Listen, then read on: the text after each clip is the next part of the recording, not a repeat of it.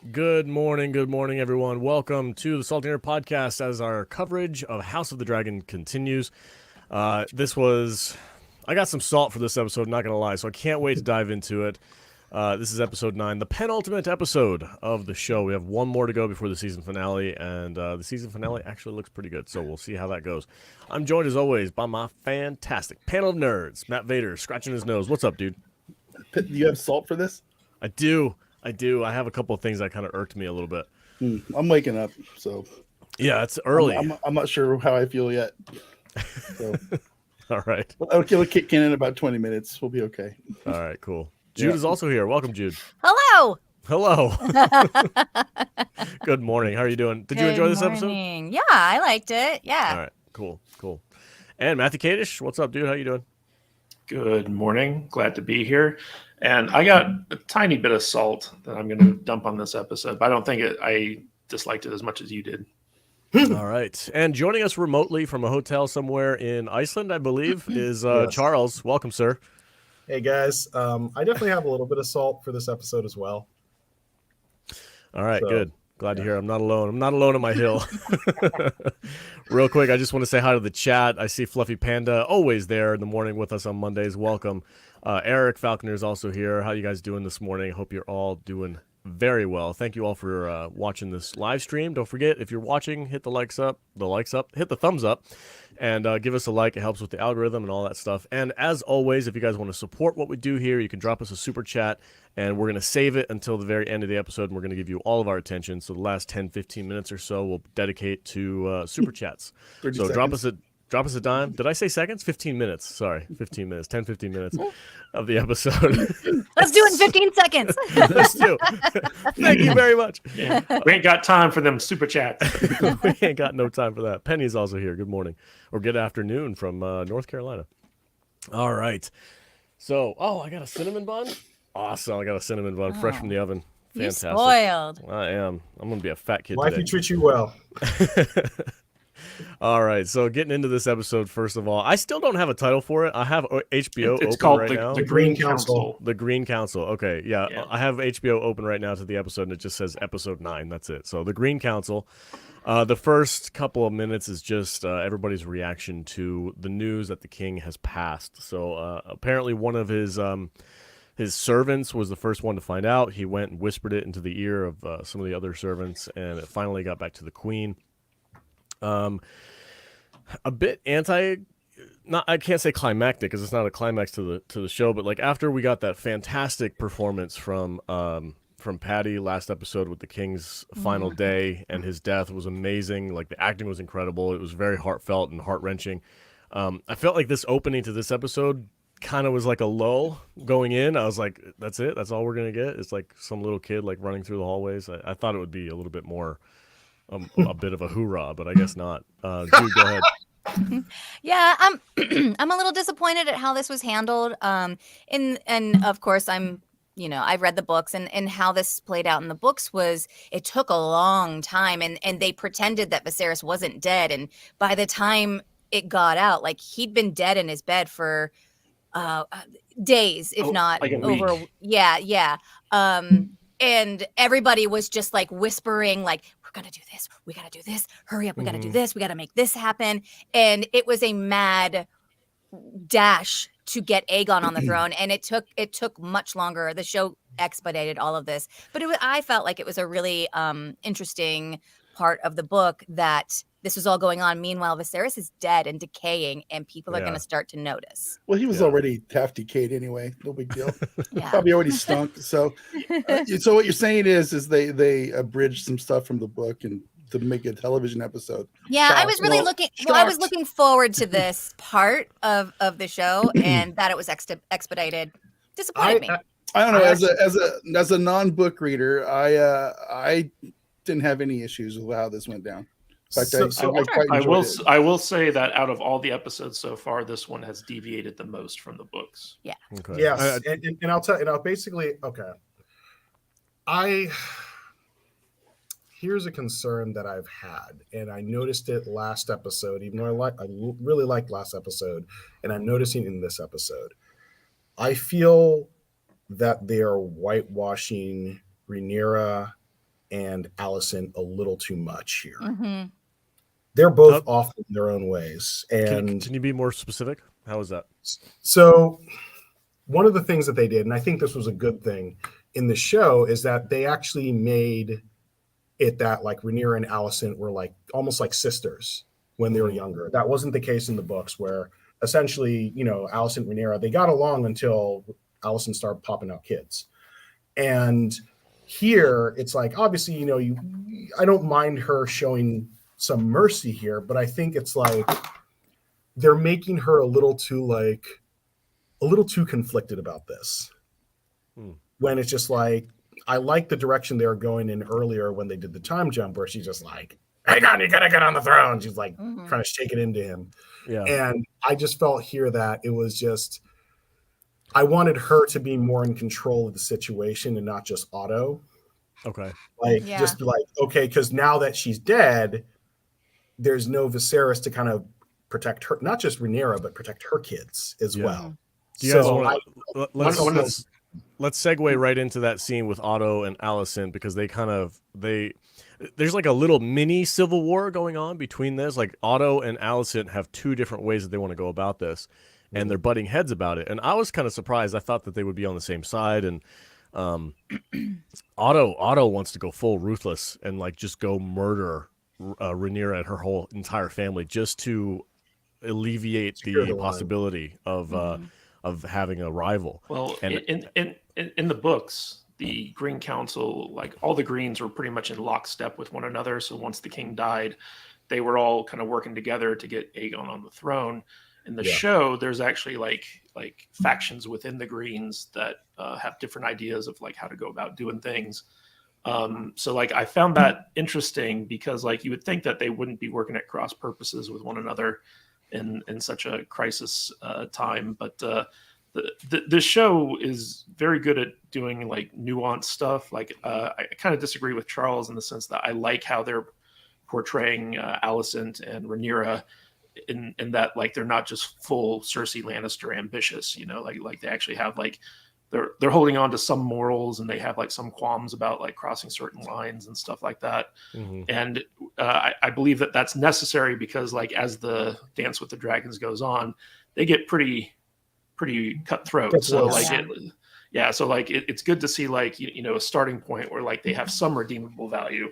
And let me be clear. Like I'm not saying that I want, you know, Alicent to go full, you know, Red Queen like Alice in Wonderland, like off with his head or off with her head. No, it's just I've noticed it throughout the series. So this is just one instance. It's not just like, oh, this instance particular, but I've noticed it's like you got to be careful here, you know, where you're going with that, because I think it's important to paint them both.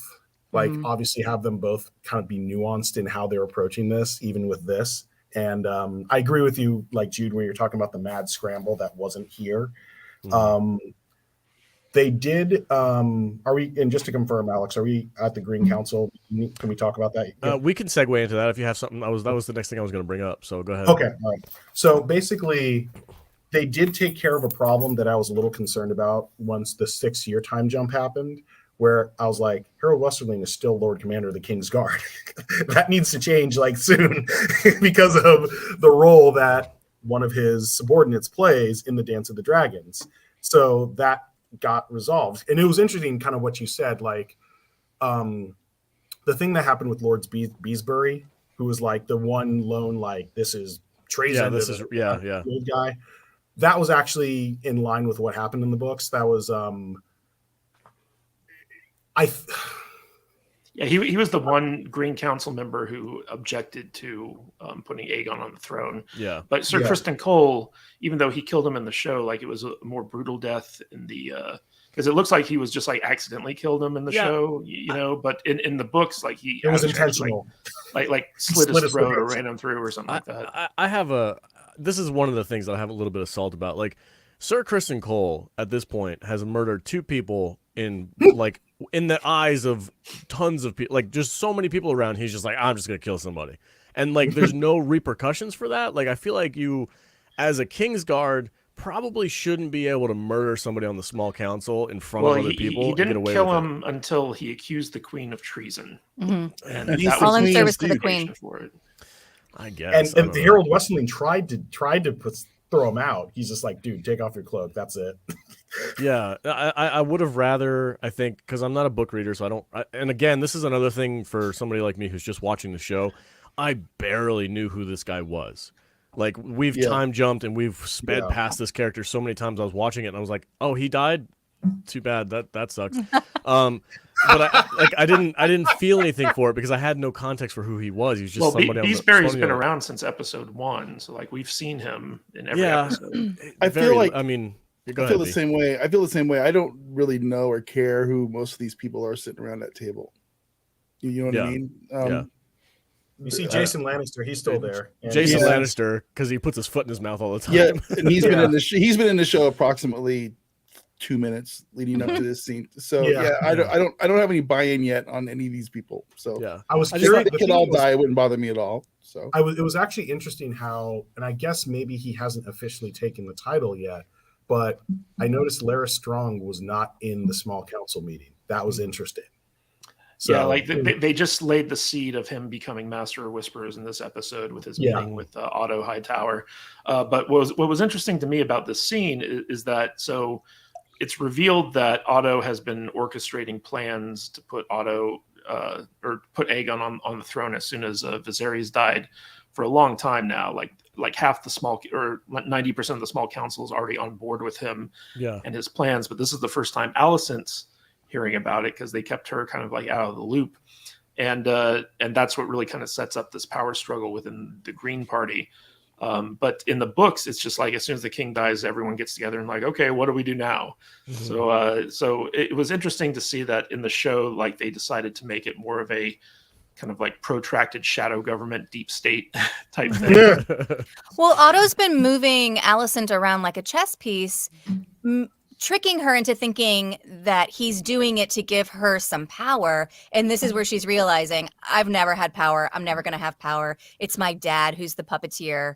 And now she's trying to regain something that she thought she had that she never did. Well, if you remember in Driftmark, the episode Driftmark, where basically Alicent attacks Rhaenyra, and then her father comes to her later on, and he's like, I didn't think you had the stomach for this game, but now I see that you do. Like, that's the first time where he actually realizes that Alicent could be a player. Mm-hmm. And so you would think that by that point he'd bring her into his plans. But it turns out that, he still kind of looks down at women and sees them as like, inferior. And so like he keeps her at arm's length. And this episode was really like the episode, I think, where Otto wakes up to the fact that his daughter has some bite to her. I really appreciate the fact that Alicent finally put her father in her place a little bit. Mm-hmm. You know what I mean? For the first time in this series, I kind of liked her a little bit. You guys know I've given her a little bit of a fan. I'm still not a fan. You're Team Black. I'm Team Black all the way. Yeah. The last thing that Westeros needs is the Green Party getting in control with all their hippy dippy policies and weird environmental stances that they have. Real quick, they're shutting down all the pipelines. And transitioning to electric cars. So I think also Heaven save us. I think, and here's the thing too. Interestingly enough, they did mention, and I think this was a smart thing that they did when Breezebury was offering his kind of resistance to everything. A lot of them did say, no, dude, that was like how long ago when we kind of laid down, we kind of, pledged to Rhaenyra being the heir. Like that was a while ago. A lot of those were our most dads. Of those lords are dead now. Yeah. They didn't get it. They didn't get as full on like slut shaming as they did in the book. So that's okay. Because they went in. It's been said before. Like, I think literally Alicent in the book was like, mayhaps that whore will die in childbirth. I was like, Jesus Christ. Mm-hmm. And that's something I wanted to say is like, I think the show is doing a good job of balancing out Alicent and Rhaenyra and making it kind of ambiguous who you need to or want to root for, because in the books they're both horrible people. Oh my god! And yes. you really can't root for either one of them. You're just kind of along for the ride, and that doesn't make good TV. So I think that there are a lot of changes that the show is making in order to make that a little more palatable for the audience, to give the audience more ambiguity as far as like, is this the good person? Well, they're badass. Should I root for them? I don't know. And it keeps you watching.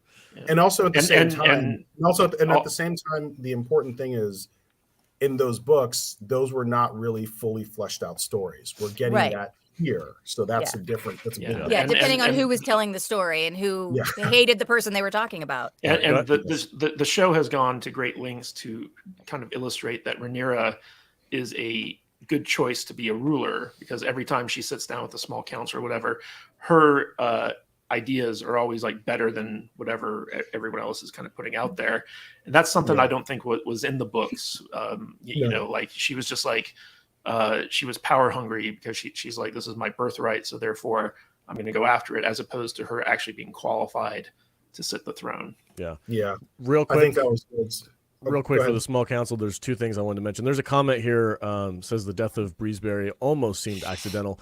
I kind of disagree with that, because like he was like, sit down, sir, and he pushes him down, but there's no way that he would have accidentally pushed enough force for that guy to slam his head onto the desk and crack his skull open. I'm like, that was on purpose. And well, he landed on the little ball, thing, and it which hit, is what crushed his skull. So. Yeah, but even so, I mean, that's a lot. Accident. That's what's a up lot. What's up with the little ball thing? Is that like the talking stick? I have the ball. I get kind of. The ball. Spirit stick. Sir Kristen is so full of rage after that one time he had sex 20 years ago, and that's hard to live with. I guess so. It's also it's shame. It's sexual shame. He can't deal with the sexual shame. And there was a comment that he made afterwards, like later in the episode, which kind of like, oh, he's gone full on like prudish about stuff, but we'll talk about that later. But yeah, woman scorned.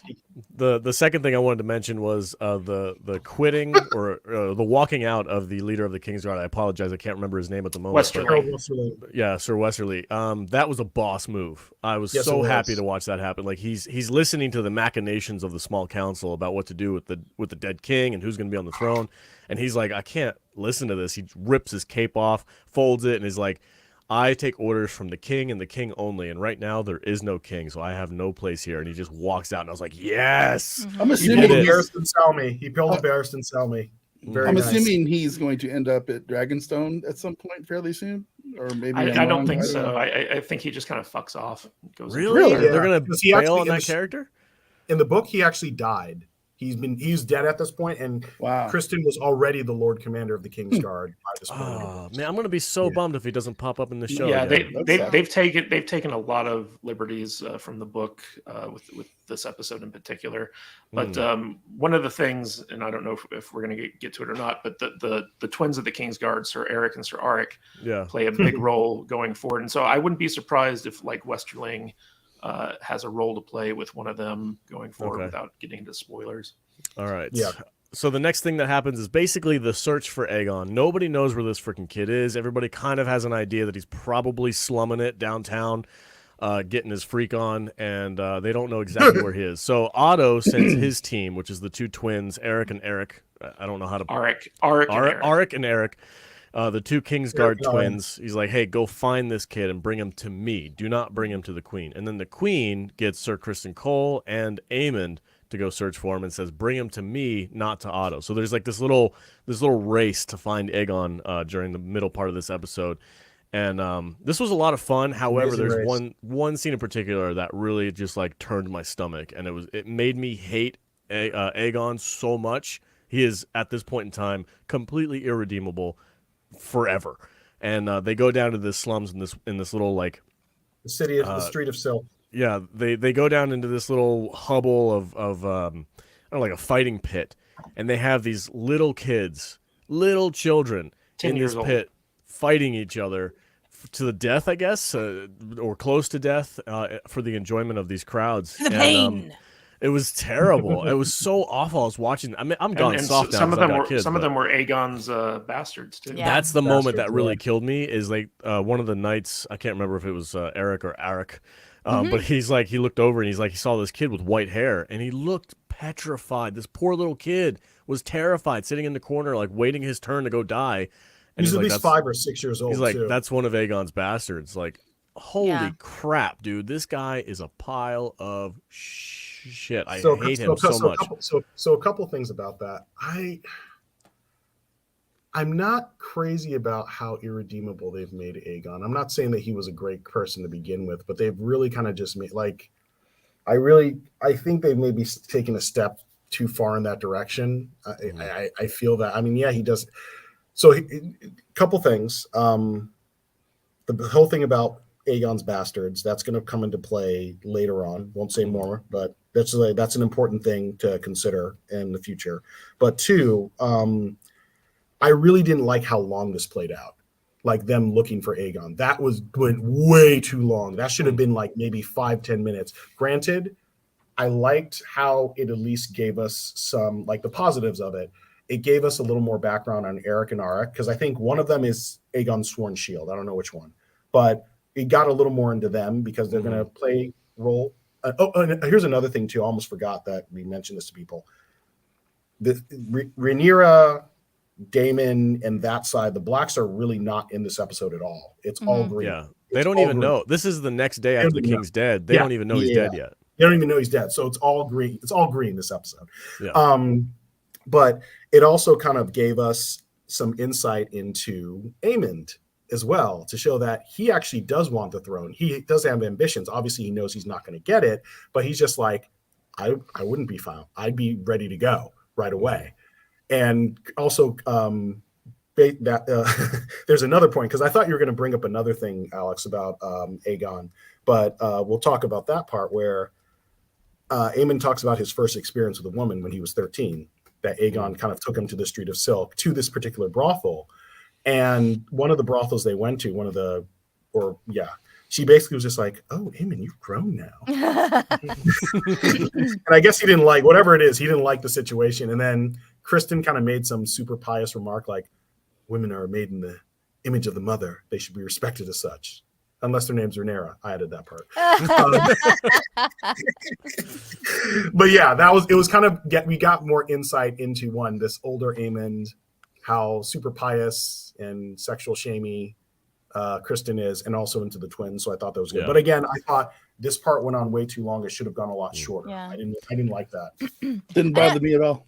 Another thing I wanted to bring up, we have been giving Alicent a really hard time about not being a good parent. And it occurred to me, like, after we were done recording last week, like, how much of a father do we think Viserys was to any of those kids? I would say that Laenor was much more of a father to Rhaenyra's kids than Viserys was. And I think that made a big difference in the way that they grew up and what kind of people they turned into. I don't think those kids had a father figure at all. They've had guards, they've had yes men, they've had maids, and they've had Alicent, who I don't think she knows how to be a caring nurturer. I think she's been worried this whole time about, what are we going to do? Who has the power? Who needs the power? Do I have the power? Dad wants me to have the power. Does Dad have the power? And she's so wound tight that nobody has been parenting these kids. But I don't want to put all of that on Alicent, because I don't think that Viserys was a father either. Yeah, they made it clear that Aegon doesn't believe that his dad loved him or respected him at all. And also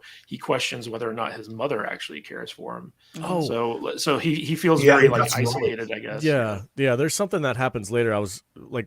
I watched the show and my wife was sitting next to me. She wasn't watching it, but there was a part in this episode. I guess we'll just talk about it. But they later on, when they find Aegon, and he's like, "Do you love me, mother?" And she calls him an imbecile. And my wife turns to me. She's like, "She's a horrible mother." That's a no. Yeah, that's what she said. I wasn't sure what she said. Yeah, imbecile. Okay, all right. It sounds a lot like we're watching The Crown, but with dragons. Yeah, kind of. There's a lot of parallels here in how these kids are raised. And you're real right, quick, Jude. Yeah, So- real quick, because this is very important later on in the episode. We have a quick scene with Rhaenys, who is in her chambers, and she ends up getting locked in. Once they find out the king is dead, they lock her in her chambers so that she can't, I guess, find out and do anything about it. So she wakes up, she realizes she's locked in, she gets pissed off, and then later on, Alicent comes and announces the news that the king has passed, and she's like not happy about how she's been treated. So there's like a back and forth there. I thought that was the best scene in the entire episode, personally. Yeah. Yes. Like, Which one? Just her sparring with Alicent about what's happening, and Alicent making the case, hey, I know that you've been on Team Rhaenyra all this time, but look at like what that's gotten you. Like, we need your support. And then Rhaenys is like, tell me you've never envisioned yourself on the Iron Throne. And you see that look in Alicent's eyes, and she's like, yeah, she's envisioned it a couple times. Yeah. Oh, she has. But I actually love that scene, because it was like, we've gotten scenes between Rhaenys and Rhaenyra in the past, young Rhaenyra and stuff like that. But this is the first time that her and Alicent basically laid all their cards on the table, and Alicent's like those aren't your children. She's like, she cheated on you, on your family, and she's been flaunting it. And like, she basically just said everything that she wasn't allowed to say when Viserys was alive. Yeah. And you could. Yeah, and Rhaenys knows everything she said was true, and I believe that this is the scene that prevented Rhaenys from killing her at the end of the episode. We'll get there eventually, but I don't want to get too far into that, because like we'll probably talk about it towards the end. But I just love this scene. I thought this was the strongest scene in the episode. Real quick, Justin, because I think this might be the first time you watch us. We saved the super chat, so thank you so much for your generosity. Really appreciate it. It's got a star next to it, and after we're done talking about the episode, we go through all of our super chats. So hang in there, and we'll bring your chat up. That was a cool scene. I liked it. The back and forth, it was like brutally honest, basically, between Alicent and Rhaenys. So it was cool to see, and it kind of set up what happened. And I like that you mentioned that about the ending, because that was one of the things that kind of like made my head tilt at the end of the episode. But that makes a lot of sense. So the next scene that we get, Otto brings together all of the lords of the city or whatever who to basically make them bend the knee to Aegon as the new ruler. And it doesn't go over as well as I think he wanted it to. It was, at first, it was about 50-50. Like, half the people were like, wait a minute. And then the other half were just like, yep, bend the knee, whatever. We don't care. Let's go with Aegon. That's fine. Somebody actually got arrested, too. I think it was Lord Coswell, who we saw him. He was one of the few people he was the only lord who greeted Rhaenyra. It would have been nice if they had told us who these lords were that were like being a little bit defiant. But I think Charles Coswell actually bent the knee, but he was doing it on the sly, because he was planning on escaping and warning Rhaenyra. He had his fingers crossed when he did it. Yeah. So, and here's what I'm thinking those lords were. Like, I could be just guesstimating here.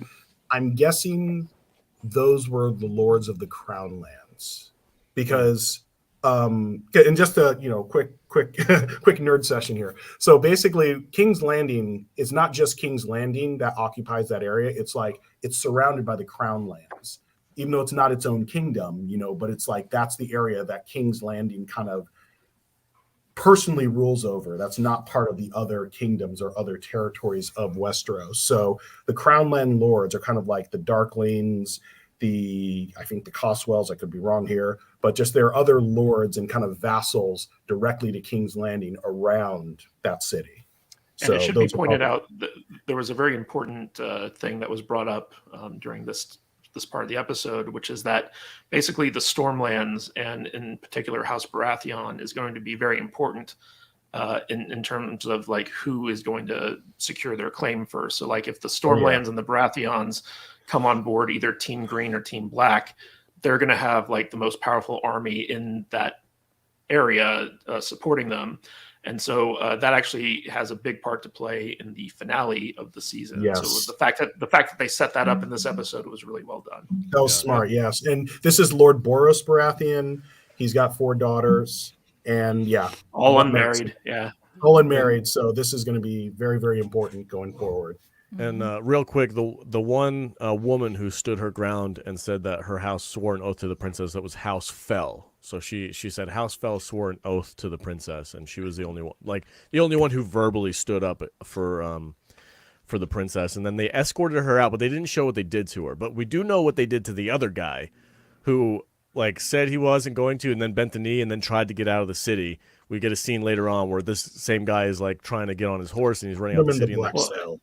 I think Otto probably imprisoned the ones that were being stubborn, but the guy who actually tried to commit treason, he was like, okay, like I can't bring this guy around, so like he had him killed eventually. But that's so crazy. I find it interesting that like the big thing was like I'm no oath breaker, and that was like the reason for them like to kind of stick with their allegiance to Rhaenyra. And everyone else was just like, well, I didn't make the oath, so I'm cool with like throwing my support behind the Greens.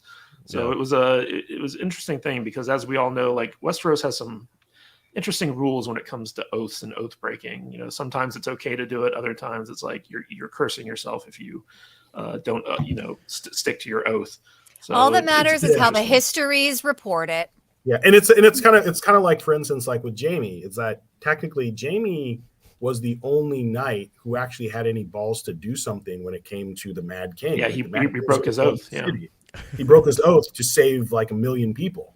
Yet he's like vilified and hated for it for like years afterwards. Yeah, and then Jon Snow sticks to his oath until the point where he's dead, and then like death releases him from his oath, and he's like, okay, now I can go on. And do is that how it works? God, what a great freaking episode! Just kill me. Hey, I got a question. Are all hooded cloaks magical to where people can't recognize you if you're wearing It's a murder cloak. a hood in Westeros? Yeah. Dude, Aemon wants to be Daemon so badly. He's like, he looks exactly like him when he's got that. He even on. walks like him. Yeah, that's amazing. That's the point. Yeah, and I'm so glad they set that up last week, where it's just like the look after he like basically decapitated Vaemond, and then just that mini confrontation where it's kind of like, okay, game recognizes game. Yeah, yeah, I love it. The dynamic between those two, I cannot wait for it to be exploited later on in probably season 2 or something like that. It's such a freaking cool character, the two of them together. They're both gonna have boners the whole time they fight. Absolutely. One of them. They're gonna fight. They're gonna sword fight with their D. Now, actually, speaking of which, speaking of Aemon, so. Do we want to jump into like where are we right now in the scene? I was gonna mention the Lady of Whispers, the White Worm, her little back and forth with Otto. I think, in my opinion, this was the best scene in this episode, when she's like basically laying down the rule of the land for Otto. Like, you have no power down here. The only power you have is what the people allow you to take. And that was like that line delivered by her with that freaking sexy accent. I was like, yes, this is freaking awesome. Scene accents. The coolest part of that scene is Otto is like, oh, so you're the White Worm, prove it. And she's like, the king is dead. And at that moment, he's like, yeah, she's legit here. Yeah. She didn't beat around the bush. She didn't waste any time. She's like, oh, how are you doing now that the king's dead? And Otto's like, okay, you're legit. Like instant respect for it, because she's been feeding him intel. Like, he never knew who she was, but she's been feeding him intel for a long time. And so like the minute that she dropped that little nugget, he's like, okay, I know who you are. The bargaining and also, chip. And then he's like, he's talking about, she's talking about like the kids and the poverty, and he's probably like, the who and the what now? Yeah. He says, I'll look into it. This is the stuff. This is what put me on her side 100%. Is the thing that bothered me the most about this episode is that scene with those kids in the fighting pit, and she's like, "This is my bargaining chip for you. I will tell you where Aegon is, but you have to stop the brutality with these children. Like, you have to make this stop." And like her putting that in the forefront, like, I'm on team White Worm 100% now, because like she is for the people, and she doesn't give a rat's ass. Which, Alex? Are you sure? Yeah, I'm on her side. I like her. What if it was the kids from the Goonies, Alex? If they were in the pit, burn them all. Would that be okay? Burn them all. Burn them all. So here's the thing about that is, unfortunately, Otto basically, and I think Larys actually starts kind of identifying her spies in the castle after that, though. So that's a bit of a problem. Yeah. We need to talk about Larys. Yeah. The interesting thing is, before this scene happened, Larys actually has, like, he's the one who turned in the dude who was going to, like, go Yes. and leave the castle. And this was like his first time where he like kind of like ingratiated himself to Otto, because up to this point he's been Alicent's kind of spy master. But this is Larry Strong basically like playing the Game of Thrones, and he's like, oh, by the way, like I could be of more use to you in the future. To Otto. So but what's great is that it's revealed later on that Otto used that to not only ingratiate himself with, or Larry's used that moment to not only ingratiate himself with Otto, but also get intel that he could then give to Alicent about Otto's spy network. So he's playing like 4D chess every time he's on screen. Yeah. He whoever he's standing in front of, he makes them believe he's on their side. Like every time, like, you want me to do this? Yeah, that's fine. I can. And there was a great shot of him just watching how Otto was handling the, the lords bending the knee in the throne room, and that's how like he was able to, like he was the one who noticed that lord, I forget his name, Coswell. He's the one who noticed Coswell hesitated and the look on his eyes, because the thing about the clubfoot is that he's very observant, and so he's able to spot these things that most people miss, and that's how he was able to find out, okay, this guy's going to betray him. Well, all you gotta do is show him some hot. Hey! Well, what? Quentin Tarantino. Dude, all right, we might as well talk about it.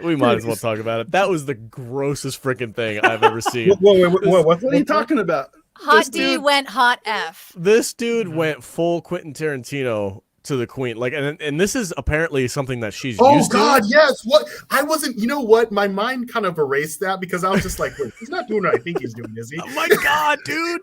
I was like, so this is like his payment, his payment for years now, and that's so freaking weird and gross. They don't have picks in Westeros. Oh my God, he's like, I'm gonna tell you something, but you need to do something for me. He doesn't even say that. It's just like understood. And she like starts taking her stockings off, and I was like, "What is she doing?" I was like, "Why is she putting her feet on the table? That's really weird. I've never seen her do that." And then I was like, "Oh my God." He's got a foot fetish. Well, you know what? It makes sense. He's got a foot fetish since he's got a club foot. He likes perfect. Makes perfect sense. Makes perfect sense. And I also think the fact that it's the queen of the realm who's doing it for him is an additional, literally doing a thing. Yeah. So gross. But here's like, okay, logistically though, he's like jerking it underneath his freaking coverings, and I'm like, okay, so if he completes his mission, if you know what I mean, that's a mess. That's a mess. Well, that's what small cloths are for. Alex. Is he gonna go and like shower and like rinse off his junk and change his clothes? I'm sure he'll washcloth it or something. He'll find a way. He'll manage. So this is probably not his first. You know what? God, I think there's so much other stuff going on. I memory hold that, because I saw it and I was just like, what? Okay, whatever. I'm gonna start calling him Sticky Foot. That's it. Sticky Foot. Strong foot. Strong hands. But it was a very interesting episode, because like if you look at Larry Strong, who's like probably my favorite character in the show, like this is him exerting his control over the most powerful woman in the realm right now. And it's very interesting to see like the power that he wields, because you can see the look on Alicent's face where she's just like, okay, I know what he wants. Like I'm going to give it to him. I don't really have a choice, because I need to keep him loyal to me and stuff like that. But it was the same thing like with the Viserys, where like she had sex with him, and like the look on her face where she's just so checked out as he's like pumping away at her and stuff like that. It's like she went away inside. Went away inside. Well, he went inside her. But I mean, like she's just like, okay, like this is my role in these situations, and I'm forced to do it if I want to achieve my goals. And it was a very interesting scene about the power dynamic going on there, because in a way, Larry Strong is the worst human being in this entire show. Yeah, I mean, he's a kinslayer for starters. Yeah. Aegon is coming in at a close second, though, for sure. I know. But the thing is, you hit the nail on the head, is that by what happened between Strong Hands and the Queen, clearly this is not Sticky the first Foot. time this is Sticky Foot. This is clearly not the first time this has happened either. Yeah. Nope. Because when he first came in, you saw the look on her face. She's like, oh my God. She just had this look on her face like, it's late, Larys. Yeah. Mm-hmm. Yeah. He's gonna start upping the ante too. He's gonna start asking for like actual foot jobs. But he made it clear that that Otto's power stems from this network of spies, and that even her handmaiden is one of these spies. And so if Alicent really wants to make a power play and be the one in charge, she has to get rid of this this intelligence network. And Alicent doesn't have the stomach for it, so Larys is of course like, well, I could do it for you if you show me those nice feet. Let me see those footsies. And it's funny because in the books, Larys is the spy master, the the guy who's master whispers for the Green Party, and the White Worm, Lady Misery, becomes the master whispers for the Black Party. And so like they're setting up this like rivalry here. In season 1, which I think it becomes like really interesting. A game of whispers. All right. That's cool. The next scene we need to talk about the twins, Sir Eric and Sir Arik.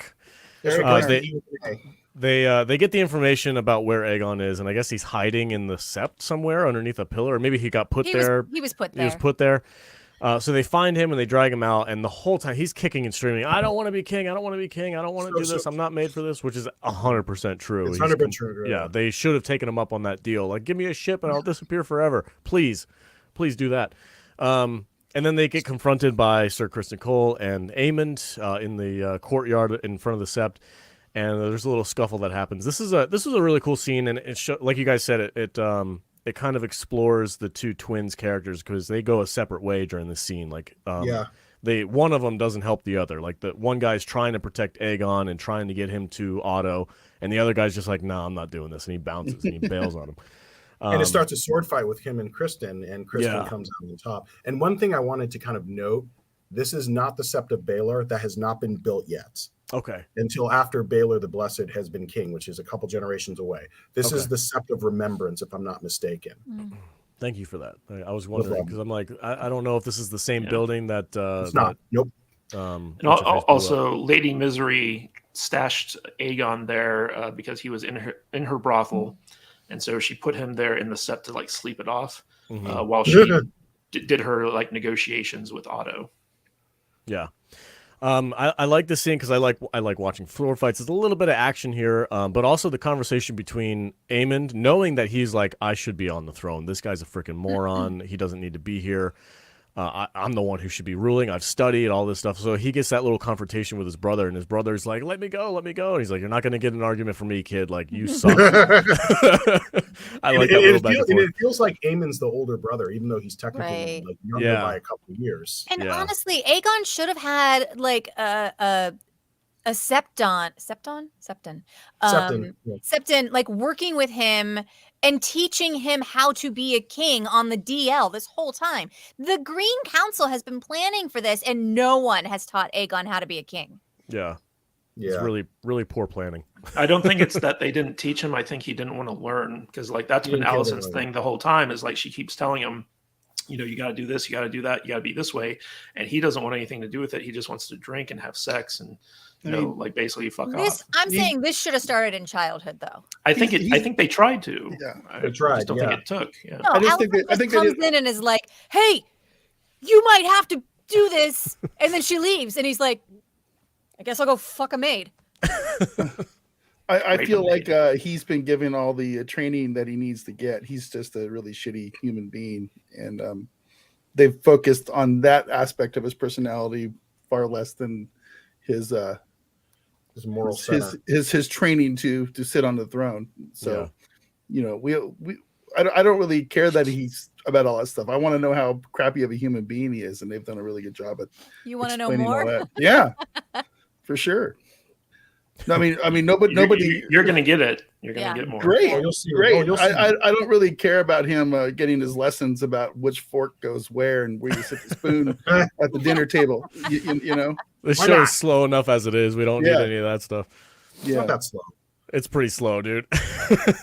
You should have been sitting in on council meetings. This entire season has just been set up for the actual fun season that should be next. I think it's Days of Our Lives with dragons. No, here's the thing. I feel that this is. I don't know. I dig this stuff. I dig the dynastic feuds. I dig the backbiting, and because that's like that is going to make the battles mean so much more. No, you're right. They've done a great job at setting up these characters. But it's time for us to go, holy shit, I can't believe they just killed Damon or somebody else, or you know what I'm saying? I mean, I don't know what's going to happen. I don't know what's going to happen. I guess I haven't read the books. For it. But I know somebody's going to die next week. I don't know who. Oh, yeah. But here's the thing: if somebody doesn't die, I'm going to knock this show down a star. I'm going to give it. I'm going to think less of it, because it's been nothing but setup for 9 episodes now. Yeah. Up until the last 30 seconds of this. That's fair. That's a totally fair criticism. All right. So I have things I want in my Game of Thrones shows, and I've been really happy so far. But you can make that argument about Game of Thrones season 1. You know, yeah. all set up. But I didn't know that then. This is different. I need a red wedding. I need something to happen. Didn't that happen in season 2? If at least 3 people don't die in an episode, it's considered a dull affair. It's like I told you guys earlier. I think season episode 2 talk is like, I fully expect somebody to die. That's why I don't get committed to any of these people wholehearedly. You know, that's a good idea. Vader, what? Oh yeah, I like good feet, man. I'm not good. Yeah. Yes. Oh, yeah. Okay. All right. Sure. So the next scene that we get after the capture of Aegon, we get a little scene between Alicent and Otto where Alicent kind of puts her foot down and says like, "Hey, this is my game now. I'm in charge. I have Aegon." So I don't know if you guys have any thoughts. We kind of already talked about that, but if you have any thoughts, I'd like to move on to. I did like the line where Otto says, like, "In this light, you remind me or you look so much like your mother." And it was Still trying to play her. I wanted her to go, fuck you, this isn't working on me anymore, and put him in his place. Yeah. Well, she walks out at that point. Like, it doesn't work on her. She's just like, I'm leaving. Her to stay and be like, fuck you. And he kind of was like, as you wish. As you wish. Well, it's also a backhanded compliment, right? Because like he's saying that, like, you know, she has all the qualities that he respected in his wife, but at the same time, he's kind of like denigrating her by saying like, oh, I'm still superior to you because, like, you know, like, I'm the man. So it was an interesting kind of like line of dialogue there that I thought was very telling about Otto. Yeah. So I actually have a question because I missed this part. I didn't miss this part of the episode, but I didn't quite understand what they were showing us during the scene. So Rhaenys gets rescued by one of the twins. If you guys know which one it is? Is it? I believe it was Arik. I think that was Arik. That's where Arik went. Okay. That's where Arik went. Okay, so Arik bounced after the fight with Aemond and Aegon and his brother. He was like, I'm out of here. I'm going to go and mess around. And he went to go rescue Rhaenys that night, which is just before dawn. And as they're escaping the Red Keep, they walk past a building that is like torched and on fire. Is that the Mistress of Whisperers, like, home that Otto went and burned? I wasn't sure what they were showing us. It was Larys who burned it on behalf of Alicent to cripple Otto's spy network. Okay. Yeah. Okay. Yeah, gotcha. and also earlier in the episode, they put in the black cell or in the dungeon all the servants who knew about Viserys' death, and I think that's how Larys was able to find out who the spies were as well. But he said like I can't get all of them because I don't know who they all are. So the only way to get rid of them was to cut off the head of the snake who's actually receiving and dispersing the information. And so he knew that from Otto's meeting with her, he knew who the white worm was. Okay. Or cut off the head of the worm. Boom. Yeah. Yeah. Well, doesn't the tail grow a new head? I think. I don't know. That's a Hydra. Yeah. Okay. Anyway, so Rhaenys is escaping the Red Keep, but however, they get kind of like caught in the shuffle, which is set up early on in the episode where they're like, we're gonna anoint Aegon as king at dawn, and right around dawn, they start like corralling the people into, I guess it's the dragon pit, which I do have a question about that. Is that normal for them to like announce a king at the dragon pit? It seemed like a weird spot to do that at. I felt like it should have been done on the steps of the Red Keep or something. Usually those are done in the septs, in the major sept, so it should have been done in the Sept of Remembrance. Yeah. The dragon pit is kind of where the Sept of Baelor is built later on. Is that right, Charles? No. The dragon pit I think I'm not sure how it is in the books. I have to go back and look, but I know that in the show, the dragon pit, the ruins of the dragon pit are still there.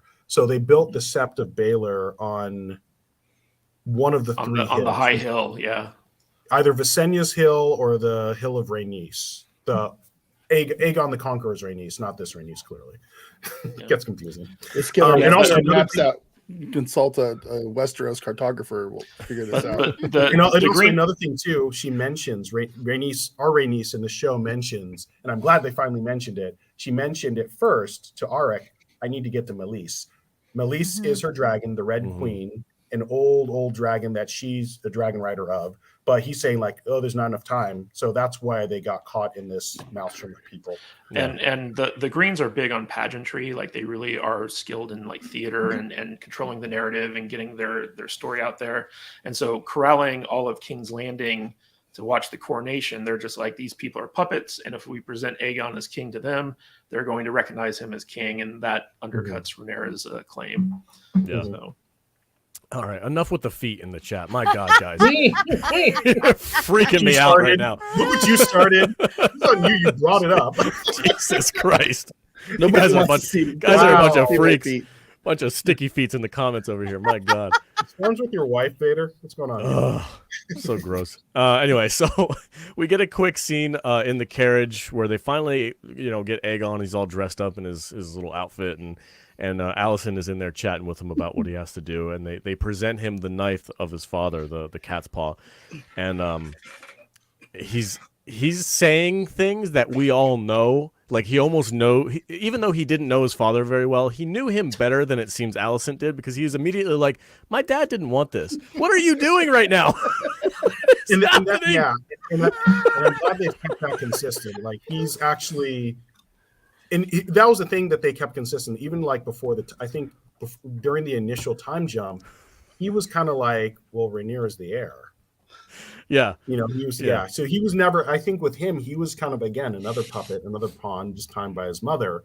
He was kind of forced into it. Like, that doesn't make him sympathetic at all. But he kind of was like, it's Rhaenyra's the heir. But they're saying, like, no, it's you, whatever. One of the things that I didn't like about this scene is that in the books, Sir Criston Cole is the one who convinces him to accept the crown for the sake of his family, because he's like, look, if Rhaenyra comes to power, you and your family are all going to get murdered.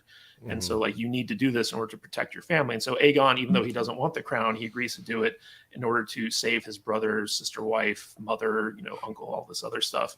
And so in a way, it's kind of like a noble gesture for him to like accept this responsibility that he doesn't want. And it also goes towards Criston Cole earning the title of Kingmaker in the books. Yeah. And they completely got rid of that for the show, which I thought was really weird, because like that was another thing where like, like it goes towards Criston Cole's character, because in the books, it's a big deal that Criston Cole is the one who crowns him king and convinces him to accept the crown. And that's that's part of his legacy in the books. And so like to completely get rid of that for the show was just an odd choice, in my opinion. Yeah. Anybody notice how everybody's like looking as he's getting crowned, except for Helena? She like turns away. She repeated her prophecy from last episode, and what paid off. She say? In this one, beware the beast under the board. Oh yeah. And then when the dragon comes up, like that was her prophecy coming true. All right, so we're already talking about it. So the final scene, the coronation of the new king. That was actually okay. I kind of like that, to be honest. I did too. However, I thought it was really convenient that they did it at the Dragon's Pit. And also, like, how many people did Rhaenys just kill? Like 100, 200 people? Poor, fuck them. Well, the small folk, who cares? The reason for the Dragon Pit is because it's the biggest structure in King's Landing, and they wanted to get as many people in there to witness the coronation as possible. What are you doing? What is that? Are you showing feet? What are you doing? Dude, hey, man, stop doing that for free, bro. Get some super chats at least. Yeah. Dude, OnlyFans. Come on, bro. Come on. Hey, play the game. That to you in private, V. But if you want to see Vader's chat, if you want to see Vader's feet, it's at least a $10 super chat. Nobody wants at least minimum. Drop it. We'll get them. $20. $20 credit. $1 a toe. That's $1,000. That's $1,000 super chat, or $2 a toe, or whatever. No, he's got 20 toes. Oh, perfect. My wife's over here looking at me like I'm insane. So a couple things cares about the scene. Check out Vader's Feet Finder account. This is derailed. Charles is trying to keep us on track. Go ahead, Charles. Go ahead. So a couple things to mention. When Alicent was negotiating with Otto, because jumping back a few scenes, that's where she said, okay, Criston Cole is now the new Lord Commander. So now he is the Lord Commander of the Kingsguard. Two, interestingly, Aegon, once he kind of, so Aegon, when he got crowned, one, it was Criston Cole who crowned him, but you're absolutely right, Matt. There should have been more involvement by Criston Cole in terms of convincing him, so that didn't happen. Whatever. But he got crowned wearing Aegon the Conqueror's crown, and he received his sword, the Blackfire, the sword, which is like, I think, like a half-hand sword, half and half sword. So that's the other major Valyrian steel sword in possession of House Targaryen. Whereas Daemon has Dark Sister, Aegon has Aegon II. Now he's Aegon II. He now has Blackfire, which interesting conversation there. But he was kind of initially, once he was getting the crowd got behind him. Then he was kind of getting into it. He was like, "Oh, okay." I got real Joffrey Baratheon stuff from that. Like he was like didn't want to do it, and then once he realized he got the attention that he like desires, he was like, "Oh, these people want to serve me," and he gets all freaking hyped up on himself. Go ahead. Two things. Remember when Tyrion said it's hard to put a leash on a dog once you put a crown on his head? He's talking about Joffrey, and that applies to this too. Also, I have a question, Charles. Dark Sister was Visenya's sword. Yes. Okay. And that was a regular sword. Yeah. Yeah, because there's the great sword, there's regular swords, and then there's like the half in hand sword, kind of like Longclaw was. The bastard sword. Yeah. The bastard sword. Thank you. That's kind of what Blackfire is, even though they're not going to call it a bastard sword because it's a king's sword or whatever. I mean, they would if they gave it to the strong kids. So I thought that the set piece of the coronation was really well done. It was cool watching Aegon kind of march through like the presenting of arms and to see like him get anointed in the light of the seven, and then have Sir Criston Cole place the crown on his head, and then him like kind of like basking in the glory of like like the accolades from the crowd. It was all like very well done, and then the dragon happened. Yeah, I immediately when this happened, I was like, okay, how many people just died? Like, I want to know. I want to know what the casualty. She killed a lot of people. Yeah, she killed a lot of people doing this little stunt, and then she didn't kill the people that she should have, and that like could have ended this like now. I know, dude. Like there a couple of times in this show, and I think they're probably doing it on purpose to kind of like get the audience kind of up in arms about it. But like this is the second time in a row that this whole thing could have been completely negated by one person, and they fail to do it. I'm just like, god dang it. The biggest problem with this scene is like that did not happen in the books at no point. Yeah, I was wondering was the coronation interrupted by a dragon? Yeah. That cool, just did not happen. I'm down for dragons whenever. And Rhaenys wasn't even in. Hold on. Let Kadish finish. Sorry. Rhaenys wasn't even in King's Landing in the books. No. When this happened, like because she was Team Black. I think she was up in Driftmark when it happened. It was an odd choice to do this because, like you said, Alex, like as I was watching the scene, I was like, kill them, burn them all. They're all traitors. Burn them all. They're all traitors, right? Yeah. So like, and one of the interesting things about this episode is that Alicent comes in and says like this was Viserys' dying wish, which she actually believes, and everyone's like, well, there were no witnesses. This is just your word for it, so you could be lying, but we like your lie, so we're gonna go with it. Yeah. Also, that didn't happen in the books either. Yeah. So, but like I could buy that not making it into the books because the books are like a historical recounting from like interviewing other people.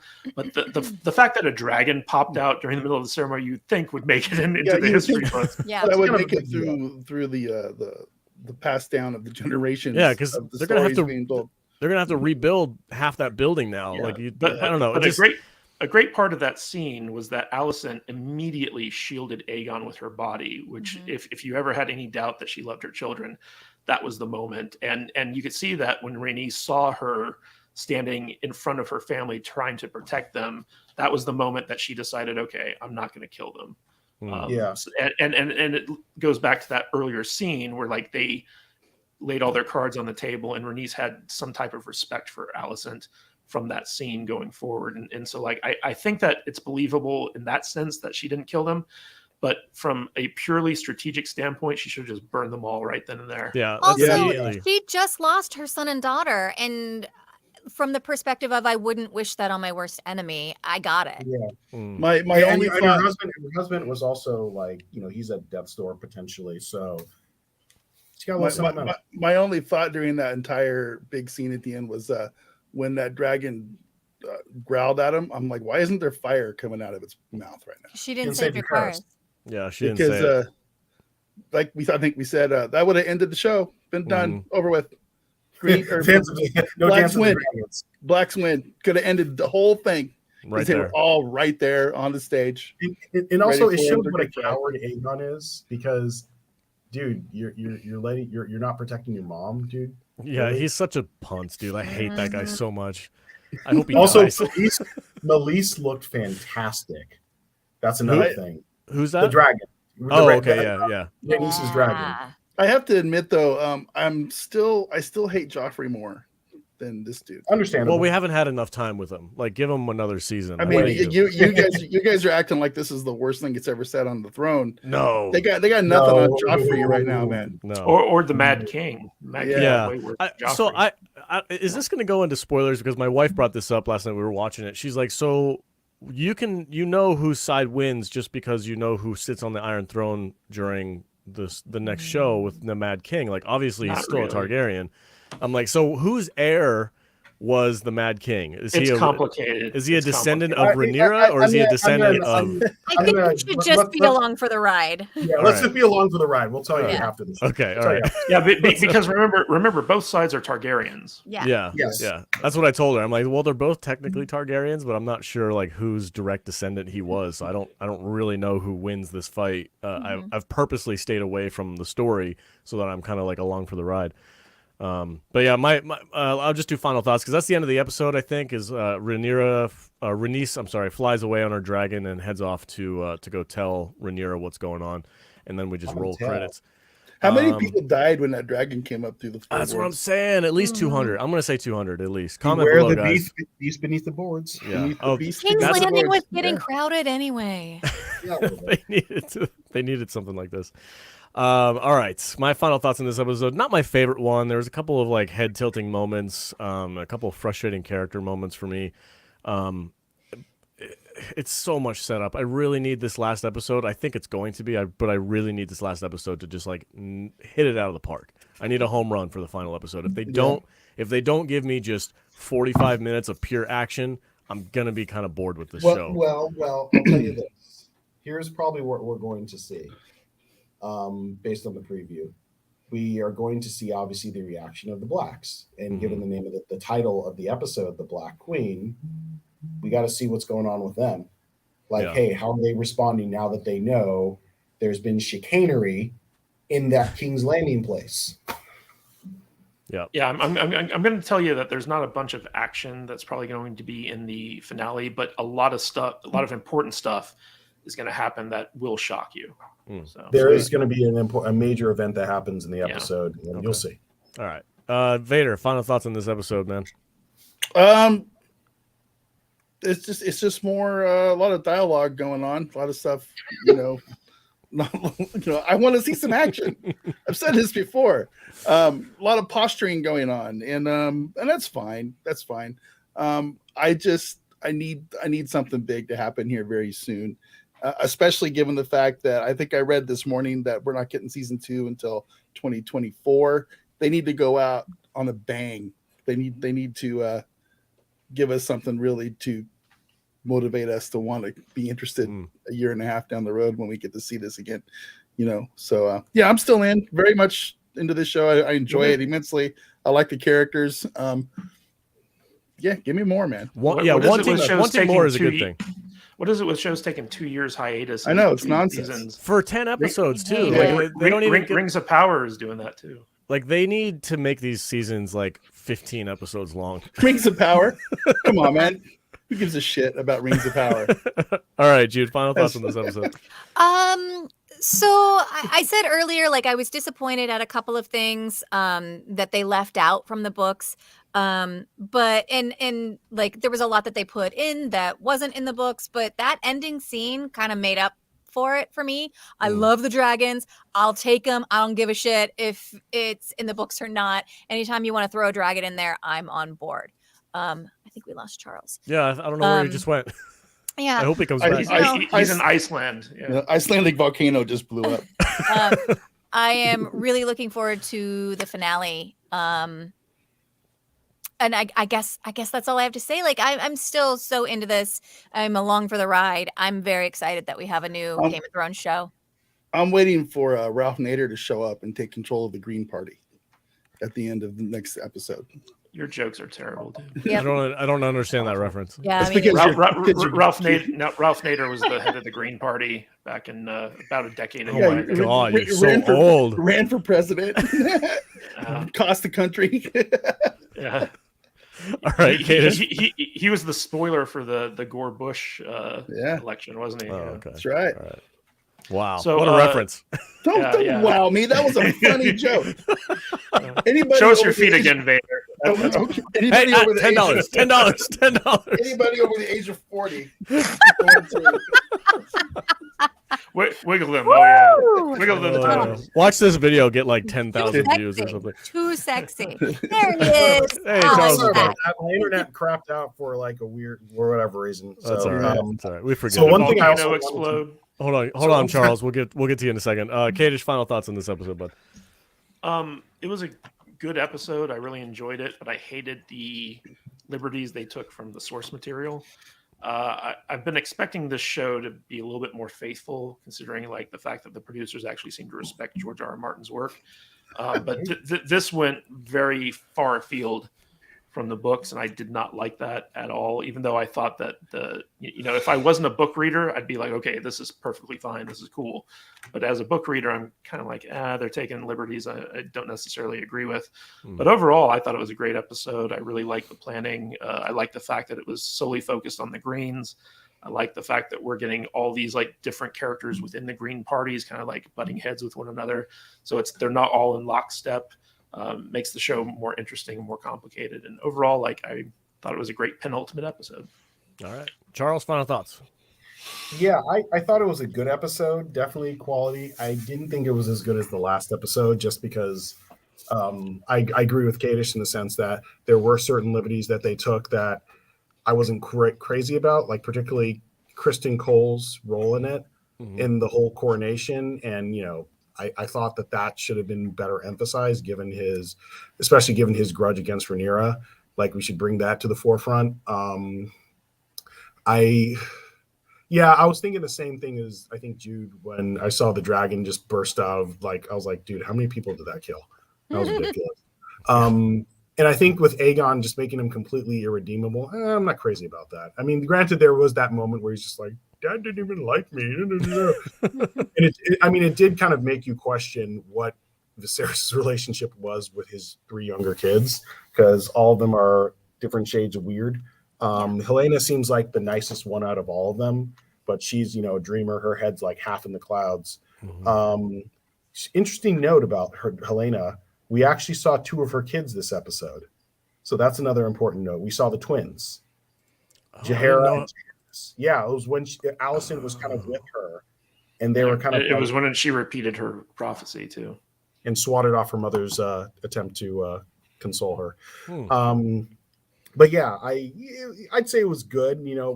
I was expecting more. I think another reason I was disappointed was usually the episodes 9s are when something massive happens. And I mean, the coronation was a big deal, but just I was expecting something, pardon the pun, game changing. And we didn't see that. So. My God. Okay. We're gonna go over to Super Chats now. If you guys want to support what we do here, drop us a dime, and we're gonna give you guys all of our attention. So the first one we have right now is from our old friend Justin Proper. Sorry, Kadish. $5 from him. It says, "Why should I watch House of the Dragon after Game of Thrones season 8? Is it really that good? And if you've seen it, in one word, what are your thoughts on Halloween's End?" I'm gonna go to Jude. Jude, why should people watch House of the Dragons after season 8? I think we all kind of felt like that. Like, season 8 was so bad, and we all kind of our expectations for this show were very low. And I think immediately we were all like, this is kind of good. And each episode has reinforced that. And I like where it's going. I love knowing that even as they're taking liberties from the book, knowing that George R.R. Martin is on board does a world of good in smoothing those changes. Yeah, and also the people who are making this show as opposed to Game of Thrones, Dan and Dave, they actually care about the source material. And I remember when we watched the premiere of House of the Dragon, we were all very skeptical. We were like cautiously optimistic. And by the end of it, we were like, this just feels so good to be back in this world. And there's nothing blatantly stupid about it, like there was in the final 3 seasons of Game of Thrones, where you could tell the people who are writing it actually have some type of skill in storytelling, even though they're not perfect, because there have been issues with the season. But overall, we were just like, wow, like this is a competent, wonderful return to this fantasy world that we all grew to love over the course of past decade. Yeah. The one thing I think go ahead. Just to address the other question in the super chat, I haven't seen it and I have zero interest in seeing it. Yeah, Halloween's End, don't even know exists. I hear Michael Myers has a great cameo. Yeah, that's what I heard. Yeah, and so basically, I mean, regardless of what we say, if you're still interested in the world of Westeros, the world of the Song of Ice and Fire, I'd say definitely take a look. Like what they said, just even the opening shots of the premiere episode, the pilot episode, it just felt nice being back in that world. I completely agree. It was a great establishing shot. And here's another thing too that I appreciate, even without kind of being on bended knee and saying I'm sorry. There was a humility in how these showrunners approached this show when they were kind of doing things. Because one of the problems nowadays, as we've seen a lot of showrunners start talking about certain social commentary that has nothing to do with the actual show. And that's always a red flag for me. When it came to the Black Valyrians, a lot of people were concerned, myself included, but it makes so much sense as to how they did it. There was a reason, there was a method to their madness, and it made sense. And that right there is like, okay, I see where these guys are going. I trust what they're doing. These changes make sense because it's not just to kind of check off a box and pat yourself on the back on your, Hollywood cocktail circuit. It's actually something that services the story. And they're also, in many ways, thinking about telling a story that the fans will enjoy, because ultimately that's the job. If you're making a show or a movie, that should be your job, and that's what these people are doing. So I appreciate that, and that's why. I have one thing I want to mention that's kind of a negative about, and season 8 does affect this show in a weird way. So the pivot point for this season was Viserys saying the prince who was promised. This knife has the prophecy of the prince who was promised. This is going to stave off the cold night and yada yada yada, which is in reference to the Night King and the whole battle of the last couple of seasons of Game of Thrones, and they completely squandered that. And they put freaking what's his face on the throne instead of Jon Snow, and the whole thing with Daenerys Targaryen, that whole nonsense happened. So unless they are planning, I know there's rumors about a show with Jon Snow up in the north coming out soon. So unless they plan on retconning the last couple of seasons of Game of Thrones, that is going to be a sticking point for me. I think they kind of have to at this with point. This show. They have to fix that.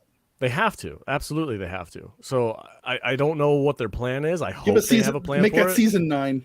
Fix it all. Yeah, have Jon Snow up in the north and realize that the Night King was only the foot soldier of the actual big bad. I gotta go down and whack the great other. Yeah. There's another one back there, and I'm the prince who was promised, who puts it all to end. They have to do that, otherwise. And this time, Jon has to want it.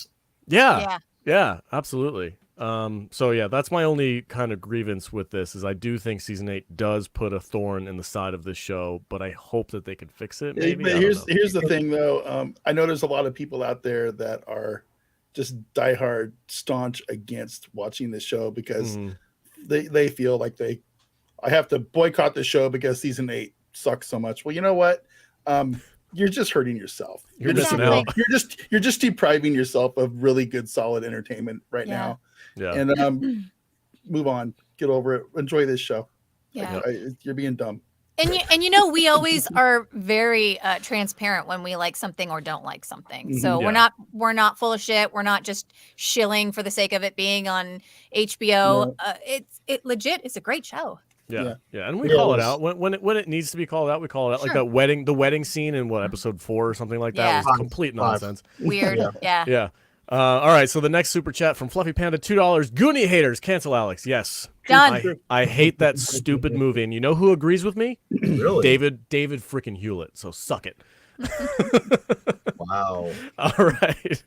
Don't say "suck it" and David Hewlett in the same sentence. Yeah. Sorry. Who's Suck Dave it, don't- Hewitt? Suck it, don't touch it.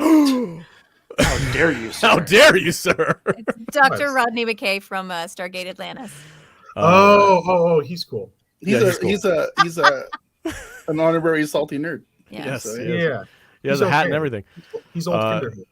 $4.99 from Dennis Wright, who is a patron. I think all of our people today are patrons. Thank you guys so much for your generosity. Thanks for being in the chat, you guys. $4.99. Which is the coolest dragon? I'm gonna have to pass this off to my book readers and my hardcore nerds because I don't really have an answer for that. I'd say the biggest one, I guess. Yeah. Yeah, Rhaegar. I mean, Vhagar is the biggest and the oldest and the saltiest. So, I mean, it's kind of an obvious choice, I guess. I don't know the names of all the dragons. I like Daemon's dragon. I forget Yeah. his name. See, he's a weird. That's a weird dragon. Caraxes. Caraxes. And Caraxes. what's I like him. Bloodworm? what's Rhaenyra's dragon's name? Syrax. Syrax. Okay. I'm with Vader. I don't really like the snaky dragons. I'm more of a traditional dragon guy. I guess traditional European dragon, not an Asian inspired dragon guy. You know what? The best part that I've loved about this show coming out is all the videos on YouTube from people who are analyzing the size and stuff of the dragons. It's like, so if you put this dragon against a football field, it covers the entire football field. It's enormous. It's crazy. I need to watch those. Yeah. There's all kinds of stuff out there. Really fun. Really fun new cottage industry on YouTube that's come out of this show. It's good. According to Sky News, real quick, they've said that season 2 of House of the Dragon has been greenlit.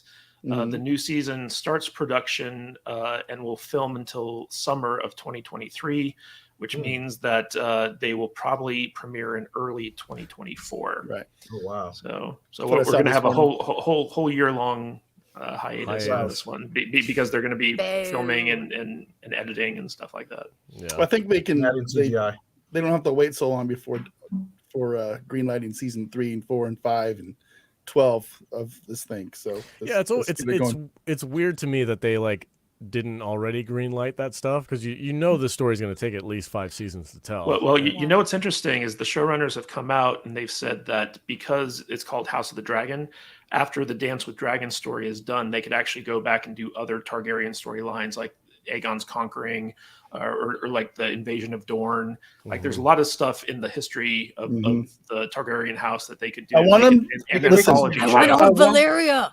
I want them to be careful with the expanded Game of Thrones universe because I don't want another Star Wars situation where you got 16 different shows coming out and they're all of different quality and whatever, just keep it one at a time, keep it good, put some thought into it, spend the money. I don't need 3 different. We don't need a bird Game of Thrones shows. Well, I think if they make it like an American Horror Story, not exactly like it, but kind of make it like an anthology series after this concludes, I think that there's definitely a lot of. I'd love to see the Black Rebellion. Yeah, I'd love. And interestingly enough, Matt, they'd probably preface that kind of like how they preface this, the Dance of the Dragons, with all the buildup. They'd probably preface us with Aegon the Unworthy in his reign, how he's like the worst Targaryen king ever. Or they could even give us what exactly happened at Summerhall.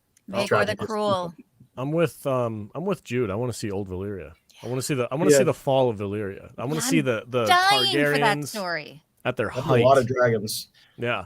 A lot of CGI. Valyria forever. Until the doom. Oh man! And here's the thing: guys. unlike certain shows, they won't survive a volcano to the face. Yes, this is true. All right, guys. Oh, that's a Ring of Power Rings of reference. Power, yeah. Oh, exactly. Yes. I saw that clip, and I was like, Hey this man, is dumb. there's one thing I do like about this show, and that we don't have giant weird ditches being dug through the middle of Westeros. I don't watch Okay, this show. bye. Okay, bye. All right, guys. Thanks so much for watching the show. We got 30 some odd people in here. Again, thank you guys so much. Really appreciate the support. Hit the like button before you go. Hit the like button Smash if it. you're still watching. Really appreciate it. And we will be here Or hit next the down week. button too. You can hit Same the downvote time. button. That's okay. It's all the same. It's all the same. Nobody ever hits the downvote button. We don't even get to Somebody look at how many get cares. downvoted. I I'm gonna do don't it. think they allow downvotes anymore. Oh, I have an app. I have an app that lets me do it. I have an add-on. They needed Are to you the- protect certain people. Are you the downvote that we get on every video, Vader? No. Yeah, yes. All right, guys. That one. We will be here next week, same time, same place, talking about the final episode of the show. So please join us, and we will see you next week. Vader, where can they find you on the socials, and what do you got going on Saturdays now that Rings of Power is over? You can find me at MattVader74 and on all the socials, also at salty_nerd on Twitter. And here every Saturday morning with Mr. Kadish there and Brian from the Popcast and whoever else we invite on. We have a rotating group of people, and it changes every week. And we talk about everything from Andor and Lord of the Rings to whatever is popping and trending and fun to talk about in the world. So yeah, we do All right. a couple hours every Saturday morning. It's a lot of fun. So Cool. All right. Yeah. Jude, where can they find you, and what do you got going on with your voice acting? I'm kind of in between projects right now. I just finished something up. So I just kind of put that to bed, and so I'm not really working on anything right now except for the podcast. But you can find me on the socials at I am Jude Juju. All right. And Charles, your book came out a couple of days ago. Tell us where they can find it. They can find my book at Amazon.com, Extinction Level Event, Book 8 in the Pantheon Saga.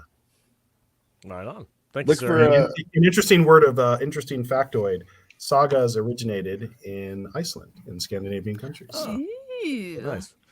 All right, and thank you for joining us, even though you're on vacation out there in Iceland. We appreciate you being able to jump on with us this morning. Absolutely.